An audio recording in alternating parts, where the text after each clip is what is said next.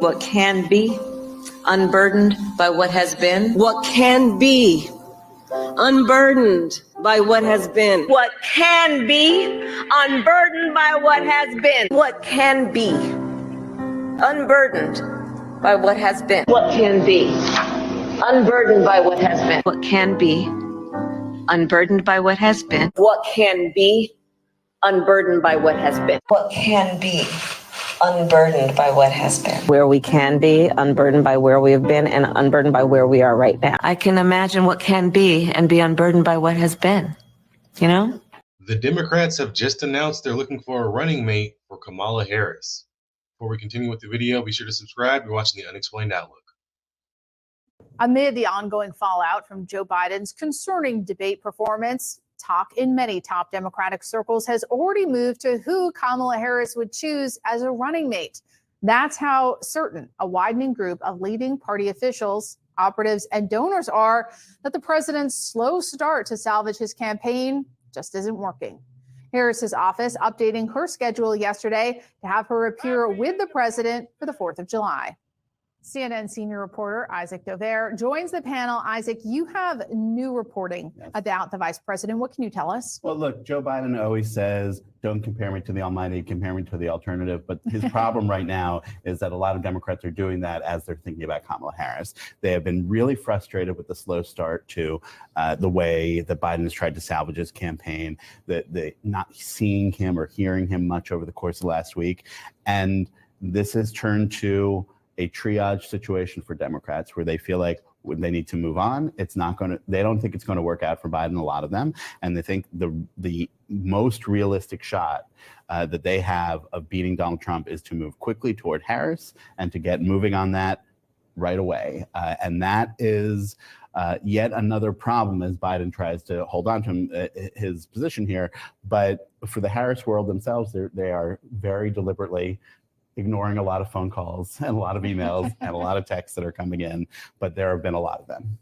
But it's not just Kamala Harris who's being considered, right? If not her, then who else is in the realm of possibility? Well, look, there are other people who get talked about, a couple of the governors, but the reality is that very few people in the Democratic Party believe that they have a path to victory if they were to pass over her because of what it would lead to and because of the drawn out process that it would be.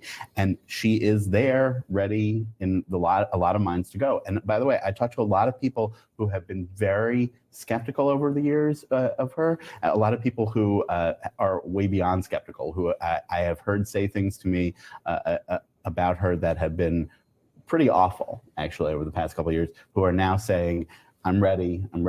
I talked to a leader of one Democratic organization. I said, look, for all of it, you see Biden's poll numbers, they're not great. Her numbers aren't great. Which would you rather? And the person said to me, are you kidding? At this point, that person and many others says it's time to go to Harris. Well, some of this is also reflected in our recent polling, which has Harris inching closer to Trump in a hypothetical one-on-one match here with about 2% separating them. What do you make of that in the larger context of things? Is it easy to be a hypothetical candidate in a one-on-one match? Would this extend to the election itself? Sure, it's always easy to be hypothetical, right? And if she gets into it, then the attacks are going to come landing on her. Look, one of the things that differentiates her from other potential Democratic prospects, which is important here, is that she was through a presidential campaign, through a vice presidential campaign. She has been vice president. Yes, that's built up a lot of bad feelings towards her among some, but it also means that a lot of the things in her past have already been gone through. They would definitely get a fresh look, but it's different from a candidate who would be new to the national scene, who would be going through that and who everybody would be going through at a very fast pace. And the Trump campaign already taking shots at Harris. Isn't that sort of the ultimate compliment? I want to watch the new ad that they're putting out. And you know who's waiting behind him, right? Vote Joe Biden today and Kamala Harris tomorrow. So does this suggest that they're nervous about Harris taking that spot on the ticket? They're certainly paying attention to it. When the people that we've been talking to in the Trump campaign have been a little bit flabbergasted by what happened over the last week. They were not expecting that performance from Joe Biden, and they were not expecting things to snowball in this way over the course of the week. But they are now looking at the situation that everybody's looking at, which is that Joe Biden is in trouble. He has this interview today. We'll see how it goes. He has a campaigning that he's doing. We'll see how that goes. But this may be a campaign that changes in a major, major way very quickly. So the question is there actually anything to really be concerned about? I think there is, because we don't know what Kamala Harris would get us into prior to the actual election.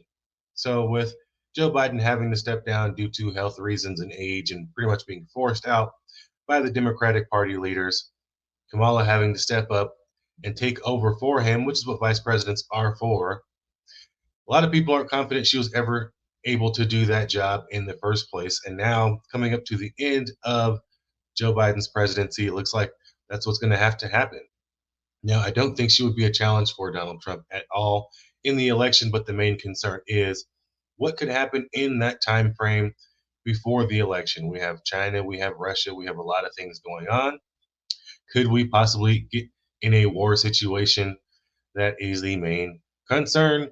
I don't think that Donald Trump would have any issues at all with defeating her on the world stage. You guys let me know your thoughts down below. I appreciate you for stopping by. You're watching the Unexplained Outlook. I'll see you in the next video.